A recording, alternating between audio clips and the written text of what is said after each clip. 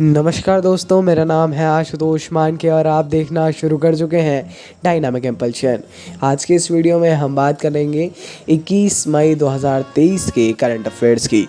और अब जब आपने वीडियो देखने की शुरुआत करी दी है, वीडियो के थंबनेल पर क्लिक कर ही दिया है, तो अंत तक ही जुड़े रहिए हमारे साथ, क्योंकि आप सभी जानते हैं ज्ञान को कभी भी अधूरा नहीं छोड़ना चाहिए। इसी बात के साथ शुरू करते हैं आज के इस वीडियो को सबसे पहली जानकारी के साथ। सबसे पहली जानकारी, भारतीय रिजर्व बैंक अर्थात RBI reserve bank of India ने 2000 रुपये मूल्य वर्ग के बैंक नोटों को संचलन से वापस लेने का एक महत्वपूर्ण निर्णय लिया है। आप सभी लोग जानते हैं कि ये तो जानकारी आप सभी लोग अभी तक आपको आ ही गई होगी अलग अलग नेटवर्क से। हालांकि ये जो बैंक नोट है अब जारी नहीं किए जाएंगे, लेकिन वे कानूनी मुद्रा के रूप में अपनी स्थिति बनाए रखेंगे। ये कन्फ्यूज़न है कि बंद हो गए, ऐसा नहीं है। अब नए नोट नहीं छापे जाएंगे, नए नोट नहीं जारी किए जाएंगे और धीरे धीरे लेकिन वो ख़त्म हो जाएंगे। आप सभी लोग जानते हैं इसके बारे में, है ना। तो लेकिन ये बात आप लोग ध्यान रखिए और इम्पोर्टेंट है। आइए आगे बढ़ते हैं। भारत ने अपने रक्षा क्षेत्र में एक महत्वपूर्ण उपलब्धि हासिल की है, क्योंकि हाल ही में देश में रक्षा उत्पादन का मूल्य पहली बार 1 लाख करोड़ रुपए को पार कर गया है। पहली बार रक्षा के क्षेत्र में अपन ने एक महत्वपूर्ण उपलब्धि हासिल किया है, क्योंकि हाल ही में जो हमारा रक्षा उत्पादन का मूल्य है वो 1 लाख करोड़ रुपए को पार कर गया।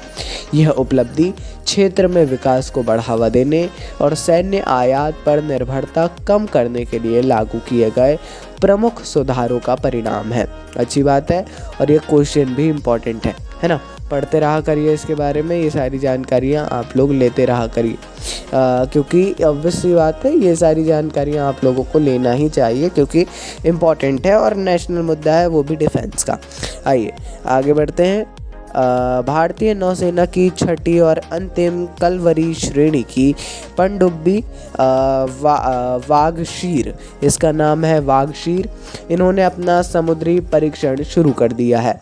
हाल ही में वागशीर को मतलब ये जो भारतीय नौसेना की छठी और अंतिम कलवरी श्रेणी है पनडुब्बी वागशीर को हाल ही में समुद्री परीक्षण इसका शुरू किया गया है।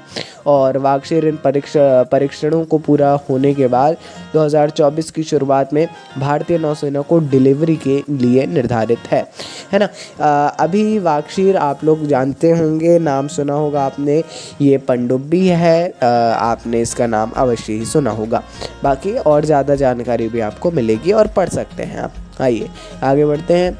संयुक्त राष्ट्र अर्थात UN यूनाइटेड नेशंस की एक हालिया रिपोर्ट ने खुलासा किया है कि भारत सरकार के स्वामित्व वाली कंपनियों और देश में निजी फर्मों ने म्यांमार में सैन्य जुंटा को 442 करोड़ रुपए मतलब लगभग $51 मिलियन मूल्य के हथियार, दोहरे उपयोग वाली वस्तुओं और कच्चे माल की आपूर्ति की है।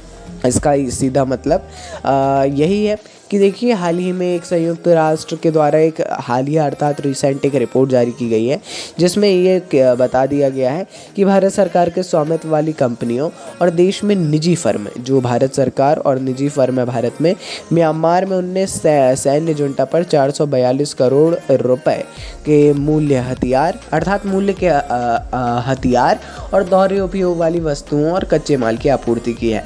ध्यान रखिएगा इस विशेष बात को, भारत सरकार के स्वामित्व वाली कंपनी और देश में निजी फर्म, इन दोनों की बात यहाँ पर की गई है। भारत की बात की गई है, इस बात को विशेष ध्यान रखिए। और म्यांमार भी है, दोनों ही इम्पोर्टेंट हैं आप सभी के लिए IR में, है ना। इसको पढ़ते रहा करिए, ये सारी जानकारियाँ करंट अफेयर्स की दृष्टि से इम्पोर्टेंट है। भारत म्यांमार के संबंध, हमारे बीच समझौते, साझेदारियाँ, इनको भी ट्रीटी वगैरह आपको देखना होगी, है ना। आइए आगे बढ़ते हैं अगली जानकारी। भारतीय लेखक रस्किन बॉन्ड ने the golden years the many joys of living a good long life नामक पुस्तक को हाल ही में लिखा है। इसका सीधा अर्थ ये है कि हाँ, आपने नाम अवश्य ही सुना होगा रस्किन बॉन्ड का। ये भारतीय लेखक हैं। इन्होंने इनकी पुस्तक का नाम है the golden years, the many joys of living a good long life. इसको ये जो पुस्तक है ये हार्पर कॉलिन्स इंडिया द्वारा प्रकाशित की गई और 19 मई 2023 को इसको प्रकाशित किया गया। थोड़ा सा लेट है लेकिन कोई बात नहीं। इस बॉन्ड की 89वें इनका जन्मदिन पर उसको जारी किया गया। ये विशेष बात थी, इसीलिए हमने आपको ये जानकारी दी है। रस्किन बॉन्ड जी के बारे में अवश्य पढ़िएगा, बहुत बहुत बहुत इंपॉर्टेंट है इनके बारे में पढ़ना। किताब का नाम याद रखिए। आगे बढ़ते हैं।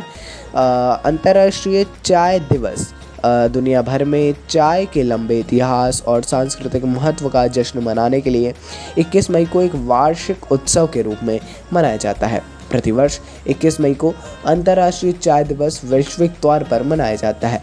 इस दिन का उद्देश्य है भूख और गरीबी से लड़ने के साथ साथ चाय के स्थायी उत्पादन और खपत में चाय के महत्व के बारे में जागरूकता को बढ़ावा देना।